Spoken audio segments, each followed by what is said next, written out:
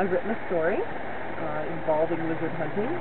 It's not what we talked about exactly, but it is one that does involve magical lizards in any way. So let me know what you think. My mother started to show me how to walk the forest when I was about 6 or 7. She went about it indirectly, as was often her wont. Before this, I had gone with her everywhere, for all the food gathering and potions and toys. It was comforting to be always with her, but tiresome too.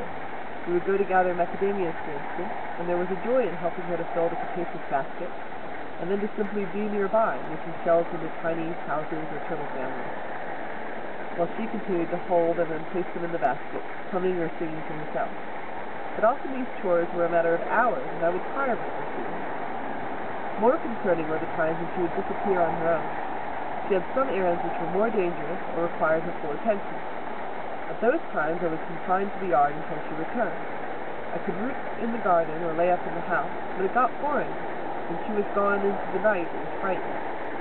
She told me she wanted me to have more freedom, so she was going to teach me how to move through the forest without her, so I could go where I will. But first, she said, you have to catch a skink. It's an ordinary one from the yard, but you must do it yourself. To survive in this world, you must be always brave and clever. You may as well start now. She went on to the yard to watch me. I approached my first skink without worry. They are harmless and entertaining creatures, small and appealing to a young girl. I used to like to watch them scatter when I came down the front steps in the morning. There were also an abundance of the skinks who lived all over our garden, so I had no fear of finding one. I went down the steps, and there was the usual rustle of them moving away. Nevertheless, I found a stray skink almost immediately, sitting in the dappled sunshine under one of our sprawling shade trees. It was black and glossy, with a long worm-like tail and a dapper yellow stripe doubling down its back. I crouched down the leaves and watched for it directly, and reached for it directly. It stayed perfectly still until my hand was hovering over it, and then seemed to fold into itself, turning almost double in the flexible way they have, and disappeared with a pop, like the crunching of a dry leaf from the snap of a twig. I stayed there, my hand frozen stupidly over where the lizard used to be. Search the leaves around, you will not find it, my mother said. When you go down to the river, you know that you sometimes come upon the magpies, who burst up and scatter in the four winds. This is how they survive, to scatter in all directions, so that those who hunt them cannot follow. When the skinks were growing to be, they grew up in the enchanted forest, and they needed to scatter just as the birds did, but were bound to the ground. Thus, they scattered to the earth. Skinks evolved here, so they move as the forest does. The reason, my love, that you lose yourself if you try to walk to an old place by an old path is that this forest moves around you, so that that which is most needed will always be present. The forest has its own pathways, but you must understand them to use them. That is what keeps us safe from discovery and harm here, for those who do not understand the forest will hopelessly lose themselves. They wish to go one place by one way, and that cannot be done here. You must learn to move as the skinks move, sideways through space, not frontways. How do the skinks know to move this way, Mother? The skinks do not know as such. They have grown this way from time and time past. It is in their nature to move sideways, as it is in their nature to eat ants with their long tongues. Every creature in this forest has a nature, and each of their nature calls its benefit to you. You will learn them all in time. How do the gypsies find us if everyone gets lost here? Gypsies do not lose themselves because they have no one place they are trying to go. In this way, they are not tricked by a hardened mind, and they find me because I bring them. Should they prove a danger, they would not discover this place again. How will I catch a skink if they can disappear to another place? That is your task, which I cannot do for you. But when you have got one, bring it to me, and I will show you how it may help you walk the land. And so I worked at it, learning over the hours what made the skinks startle and where their blind spots were. As was probably my mother's plan, I learned a great deal about skinks through tracking them around the garden. I learned where they like to sun themselves and what they like to eat. I learned how close you could get to them before it startled and disappeared. I learned that sometimes they really did dart under a log or a leaf, and sometimes they were nowhere to be found. Eventually it was their love of ants that my mother had hinted at earlier which helped me. I disturbed an anthill near the house and went away for a few minutes. When I came back, a very pleased lizard was sitting atop the festering hill of angry beasts, lapping them up quicker than you could count. But he was very occupied and quite out in the open. When I reached for him at the same three-quarter angle at which I had gotten closest before, he was bolting straight forward when I cupped him in my other hand. I almost lost him then between the biting of 100 very perturbed ants and his incessant wriggling.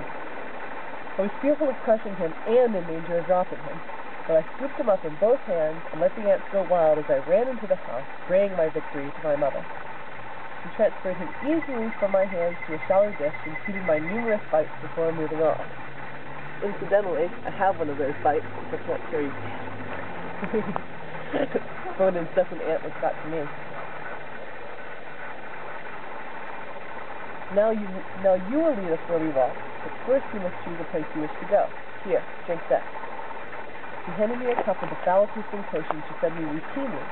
This time I didn't complain before wolfing it down. I was looking forward to this resolution of all my hard work.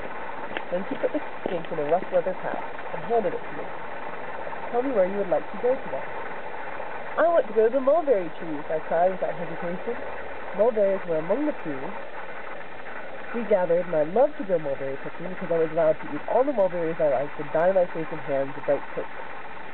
My mother led me outside the garden and then tied the pouch to my belt and took a firm grasp on my hand. Walk into the forest, she said.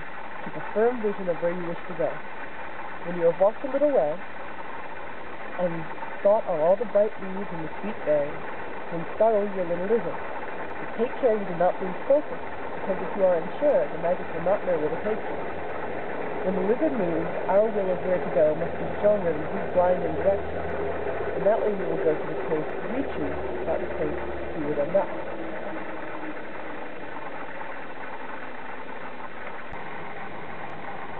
We walked quite a way as she said this, and were already out of the section of forest which I could easily identify.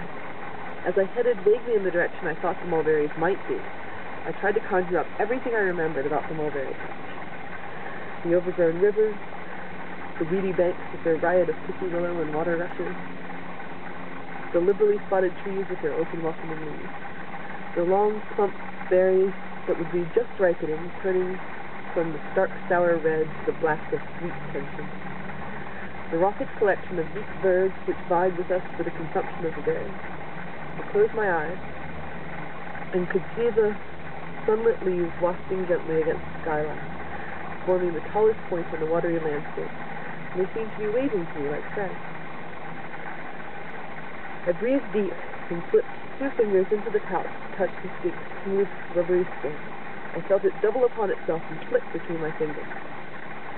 When I exhaled, I felt the crunching of longer grasses under my feet. I looked up. There were no mulberry trees before my eyes, and at first I felt a pang of bitter disappointment.